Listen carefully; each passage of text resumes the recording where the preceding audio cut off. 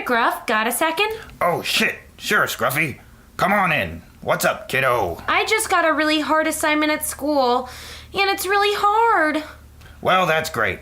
School is important and cool, and stay in it. Okay, good talk.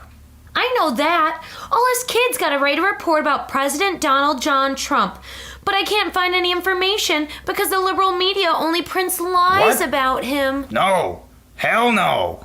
Look, kid, it's a crazy world out there, and you're gonna hear a lot of bullshit in your life, and you're gonna need to learn how to sniff it out using critical thinking. The media are not the enemy.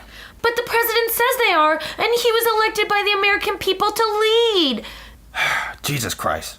Look, Scruffy, Donald Trump won the election using the fascist playbook of stoking fear and xenophobia in conjunction with the Russian Active Measures campaign to destabilize democracy aimed at America's only weakness, trolling internet comment sections. I love trolls with their colorful poofy hair and relatable body types. Say, those don't look like trolls.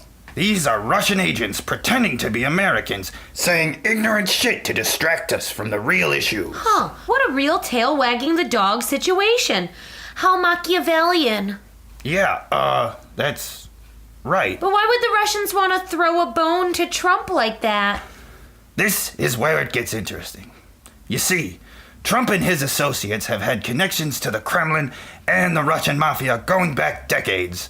They've been laundering through the Trump Organization, Trump properties, and shell companies, and raking in money, drooling over Russian investors like a blind dog in a meat market. In return for their investments, Russian oligarchs got access to Trump and his campaign staff, who had multiple and repeated contact with Russian intelligence officials regarding sanctions and other Russian interests. Trump also shifted Republican foreign policy away from the invasion of Ukraine toward attacking NATO and the European allies. And with the acquiescent congressional Republicans' tails between their legs, Vladimir Putin is free to occupy Ukraine and take a bite out of Crimea.